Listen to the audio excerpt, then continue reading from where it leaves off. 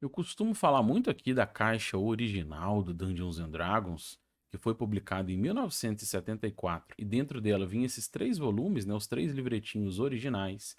E em paralelo, em 1977, o Gygax lançou um bestiário chamado de Advanced Dungeons and Dragons, que acompanhava a linha avançada de autoria dele, o Guia do Jogador, que saiu em 1978, e o Guia do Mestre, que saiu em 1979, dando origem àquele chassi dos três livretos, Livro do Jogador, Livro do Mestre e Bestiário, que remetem, de certa forma, à própria trinca original do D&D, mas que na visão do Gygax a versão avançada era um jogo novo. Ele tem alguma intercambialidade, eles conversam com um padrão de regras parecido, mas existem muitas diferenças, como a estrutura dos alinhamentos, que nesse ela envolve 9 eixos de alinhamento, a raça ser separada da classe, embora que isso parecia que era assim na sua linha revisada e expandida, que a gente chama de linha clássica, isso não acontece. Então, o clérigo começar com magia desde o nível 1, o como você enxerga o atributo, os modificadores em cima daquela curva de atributos é diferente. Então, há um razoável intercâmbio, mas não são produtos 100% compatíveis. Mas existe uma forma de você pegar a estrutura clássica e reinterpretar ela com elementos da avançada de forma compatível. E é sobre isso que é o nosso vídeo de hoje. Salve aventureira, salve aventureiro, bom dia. Eu sou o Kiral e hoje a gente vai falar um pouquinho sobre essa nova visão, sobre esse tipo de intercâmbio. Né, eu já falei aqui que o Gavin Norman é um dos autores que enxerga para a linha básica e expert, a linha básica e especialista, né, o Basic e Expert do Dungeons and Dragons, publicado em 91. Ele olha para eles e lança um material chamado Old School Essentials Classic Fantasy, que é um material que reorganiza com 100% de compatibilidade a linha básica e especialista, a caixa Basic Expert de 1981, porque como eu já falei aqui em outros vídeos, na visão dele esse é a melhor estrutura da série clássica do Dungeons and Dragons. Ele começa esse trabalho em 2017 lançando a coleção BX Essentials. Depois isso tudo é reorganizado no financiamento coletivo e se transforma naquela box sensacional, toda muito bem organizada, com proposta bem modular, que eu tenho uma esperança muito grande de sair aqui em português. E o compilado dessa box com compatibilidade 100%, né, só uma compilação, é esse livro, Rule Storm. Isso, fantasia clássica. E o que a gente vai apresentar aqui é uma alternativa que não aconteceu na era da TSR, mas é você manter o 100% de compatibilidade da linha clássica com a linha avançada. E eles fizeram isso com o financiamento coletivo, que eu fiz parte, que chamou de Old School Essentials, a fantasia avançada. Então, nesse contexto, o que seria a fantasia avançada? É você pegar toda a linha clássica, mas trazer para dentro dela elementos do AD&D do Gygax, de autoria própria dos autores, que expandem o que era a linha clássica, mas sem perder a compatibilidade fiel. Então é você pegar alguns elementos do AD&D, alguns elementos próprios e trazer para dentro da sua estrutura, que é o alicerce do jogo, que é o Old School Essentials Classic Fantasy. E nesse financiamento coletivo, eles resolveram, o autor Gavin Norman resolveu organizar isso em dois livros. O que ele chama de Player's Tome, né, o livro do jogador, e o Referee's Tome, o tomo do juiz, o tomo do mestre do jogo. Então, o Old School Essentials Fantasia Clássica fez parte de um projeto. A gente já está recebendo os materiais, eu já recebi os PDFs que eu participei do financiamento coletivo que aconteceu no ano passado. E agora a gente está para receber o material físico, né, o livro. Eu estou louco para receber e vou fazer uma resenha. Quando chegar aqui, eu vou mostrar, fazer um unboxing e mostrar o material. E hoje, para começar a navegar sobre isso, eu vou apresentar um pouquinho sobre o tomo do jogador. Vou mostrar esse tomo, vou mostrar na forma de PDF, ainda não recebi o físico, para a gente navegar sobre algumas atualizações, algumas diferenças que tem em relação ao chassi básico, né? E aqui, pessoal, eu estou dentro do PDF dele, né? Tô louco para receber a versão física. Hoje a gente vai fazer uma navegação com o PDF. Então esse aqui, ó, é o Old School Essentials Advanced Fantasy. Hoje a gente vai navegar por dentro do material que é o tomo do jogador. Quando a gente avança aqui na Table of Contents, aqui ele é um livro, né, de autoria do Gavin Norman, tá aqui, Player's Tome, produzido pela Necrotic Gnome e também fornecido pela Exalted Funeral, a parceria dos dois. Aqui, se a gente pegar as principais diferenças, ó, vou dar um zoom aqui para a gente poder ver melhor. Toda essa estrutura aqui, ela é compatível com Basic e Expert também. Então, só que a diferença é que quando a gente abre aqui sobre Advanced Fantasy, ele explica que ele traz elementos do AD&D, tá vendo? Da primeira versão avançada do AD&D. Embora, dessa vez, estruturado sobre o set de regras do BX. Então, para a gente voltar lá no Table of Contents, eu vou mostrar algumas diferenças que tem entre esse livro e a versão clássica, tá? Algumas diferenças não, né? Porque ele é compatível, mas algumas novidades, tá? Então, primeira diferença é que nessa opção aqui de criar personagens da forma básica, ela é exatamente igual, né, a uma estrutura construída sobre o basic do Moldvay. Então você vai tirar o personagem com 3d6 em ordem, tem toda a estrutura aqui.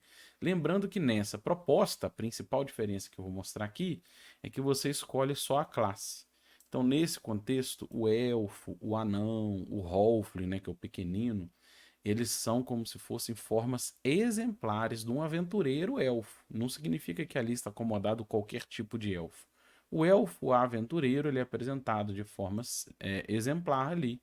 O pequenino aventureiro é apresentado de forma exemplar ali. Esse é o modelo clássico, que inclusive permite você criar outras classes só para os pequeninos ou só para os anões, que é uma abordagem que eu gosto muito. Mas nessa versão avançada, na hora que você vai criar o personagem, tem a opção do AD&D, em que a principal diferença é que você escolhe a raça e a classe.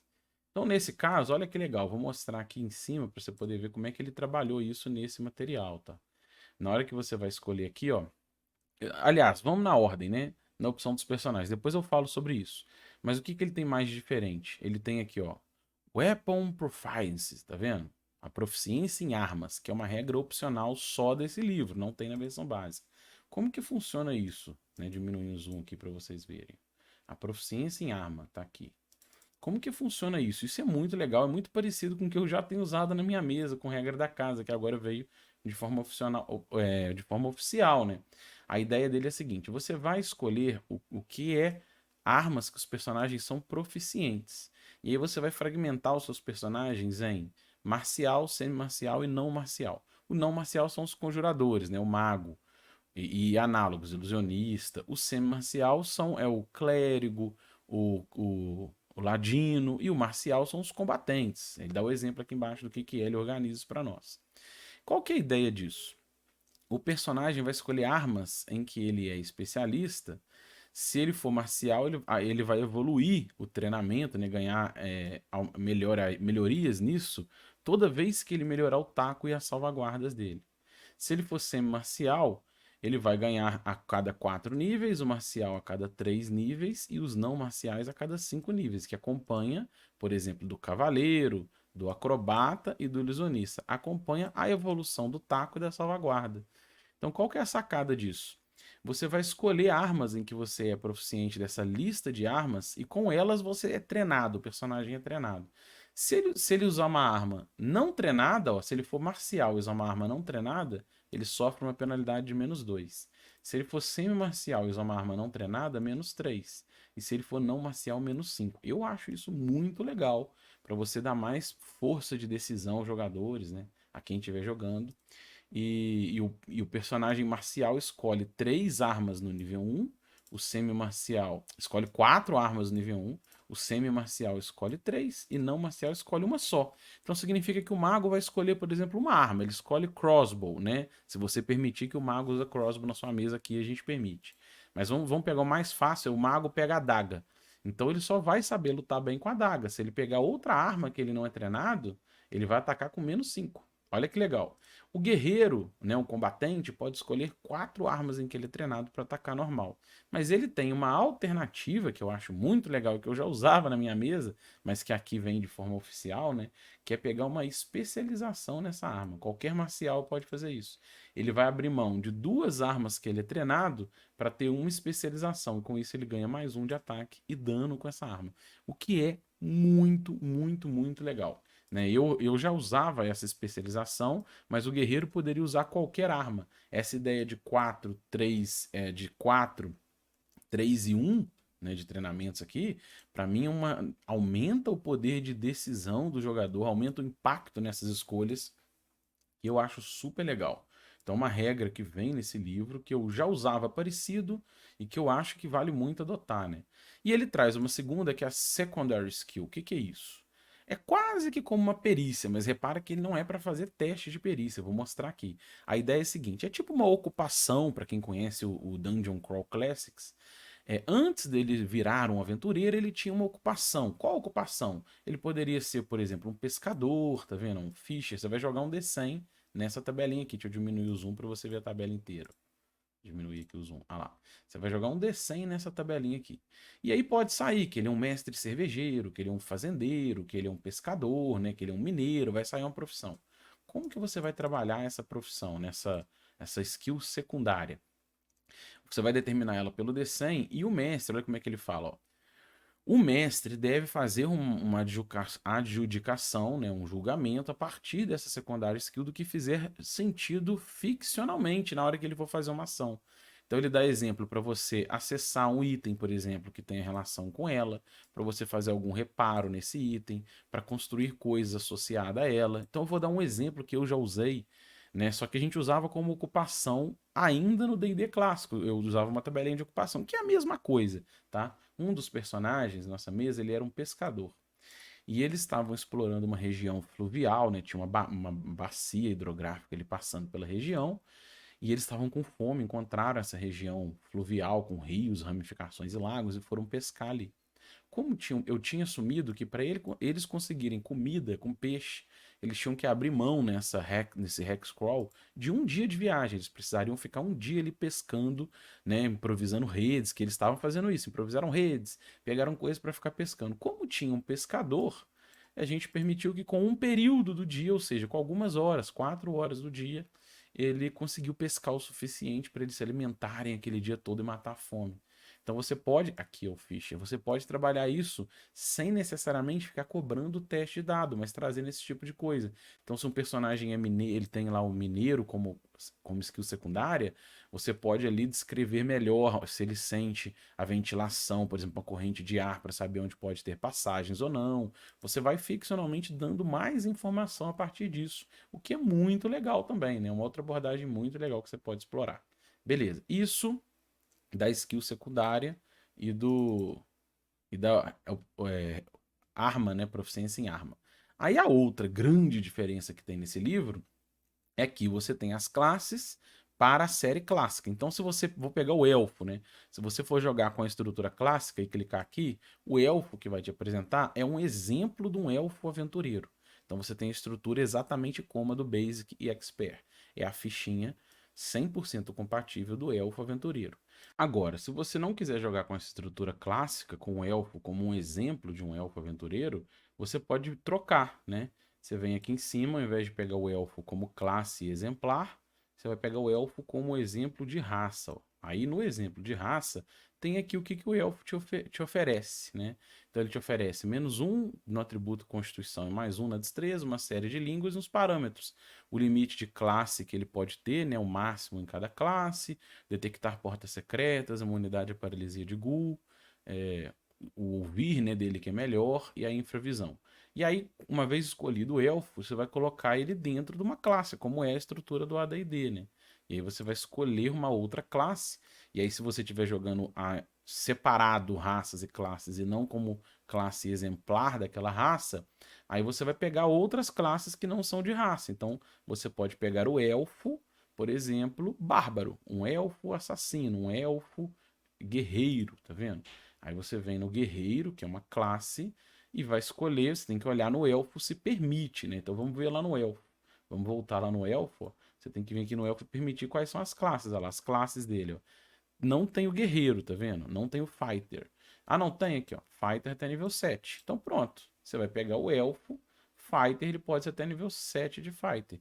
Então é só isso. Você vai pegar uma dessas classes que a raça permite, inclusive o Ranger, né, que tem lá no AD&D, e trazer. Então ele expande as classes clássicas também para as do AD&D já reorganizadas para dentro do BX. Então você tem o acrobata, assassino, bárbaro, tudo tinha no AD&D, né? Alguns no livro original do AD&D, alguns vieram nos suplementos, como a Nerta de Arcana, que veio Knight, né? O cavaleiro aqui, ó. Tem lá, trazido agora uma classe para dentro do BX, não mais aquele Knight do AD&D, mas o que foi trazido para dentro do BX, que é muito legal também para quem gosta mais de expandir, né? Por enquanto a gente ainda está usando só as classes básicas. Eu acho que você pode trazer um conceito de cavaleiro dentro do combatente, mas o livro te dá essa alternativa para quem gosta. E no futuro talvez eu até experimente essas outras classes. Por enquanto a gente está jogando com as básicas e tem funcionado bem. Mas é uma alternativa muito legal. E é isso, né? O que mais esse livro tem? Além das raças diferentes, né? Ele traz muito mais opções de raças, ó, inclusive para clássica. Se você quiser jogar com Duergar, mas quer jogar no clássico com o Duergar, ao invés de você pegar ele como raça, você pega o Duergar como raça, como classe, né? A classe exemplar do Duergar, ó. Então, mesmo quem quiser jogar na estrutura clássica, isso aqui expande alternativas, trazendo mais raças exemplares de aventureiros, como os Duergar, como os Snifeneblins, né? Tem muito, muito legal, olha aqui, ó. Quer jogar com Svirfneblin, na verdade. Svirfneblin, como exemplo de classe no clássico. Aí ele tá aqui. Você vem lá, escolhe lá o XP que ele precisa, o dado de vida, ataque dele que evolui a cada 4 níveis, as salvaguardas. Agora, se você quer jogar o Svirfneblin como raça e classes separadas, aí você vai escolher uma classe, vem aqui no Svirfneblin como raça e vê ó, quais classes ele pode ser: assassino, clérigo, guerreiro, ilusionista, Thief. Tá vendo? O ladino. É isso. Bom, o que mais que esse livro especificamente tem de novidade? Ele tem uma expansão de um suplemento que já tinha saído para o Ozzy, que é o Ilusionista e Druida. O Ilusionista e Druida já tinham saído, né, antes de sair esse livro. Eu acabei não resenhando aqui. Eles vieram aqui como classe, então você tem o Ilusionista e o Druida, Druida aqui, ó, que já tinha saído como classe. E agora ele vem aqui dentro também. Então o material expandido está aqui dentro, ele foi contido aqui dentro, né? E aí ele vem com a lista de magias separadas, né? A lista do druida, a lista do ilusionista separadas em adicional. Regras para strongholds, né? Quando os personagens atingem ali normalmente nível 8, 9, o seu jogo vai começar a mudar para uma estrutura muito menos aventureira e muito mais gestão. Essa transição que é planejada para a estrutura a partir do nível 14, ela já acomoda uma faixa de transição normalmente ali a partir do nível 9 ou 10, onde os personagens vão começar a assumir construções, domínios, tá vendo? O jogo vai começar a transitar para uma mecânica, para uma proposta de jogo de gestores, e ele já traz, já é acomodado aqui nesse livro, né? E é isso, no geral é isso, tem uma série de outros elementos. Eu vou só, para a gente fechar, né? Eu vou só falar nesse aqui no questão do ability check, que o Ozzy traz na sua estrutura, mas ele traz como possibilidade. Ó. O juiz pode usar o ability check para fazer uma chance para resolver um desafio se ele não achar uma outra ferramenta. Eu não uso ability check, eu já tenho falado aqui que eu tenho abordado maneiras diferentes de usar o teste de atributo, mas ele traz a possibilidade, se você não achar outra ferramenta, inclusive com aplicação de modificadores de -4 a +4, dependendo da dificuldade ou falha, da dificuldade ou facilidade na tarefa, né? Com uma arte, ó, cara, eu sempre gostei muito de ponte, de corda como desafio, porque olha que legal, você quer ir lá naquele templo, você tem essa ponte para atravessar. Isso aqui já informa um risco de carga, de tipo de tesouro. Se você estiver fugindo, quem dominar essa ponte aqui num momento de tensão pode levar uma vantagem muito grande. É uma decisão, eu adoro ponte com corda como possibilidade de desafio, né? Mas é isso. Essa é a resenha sobre esse PDF, né, sobre esse primeiro material dessa versão avançada. E é isso, né? É isso que eu quis apresentar. No próximo vídeo eu vou falar um pouquinho sobre os outros conteúdos do Advanced Fantasy. E essa foi a arte do financiamento coletivo que eu participei, né? O Old School Essentials Advanced Fantasy, essa era a capa de arte, que vem esses dois livros ou as opções dos livretos de maneira modular também para você brincar na sua caixa, né? Então é isso. Se você gostou, se inscreva no canal, deixe um like, compartilhe e acima de tudo comente. Eu ainda vou fazer a resenha do outro livro complementar, mas o grande objetivo desse canal é trocar XP. Um abraço e até o próximo vídeo.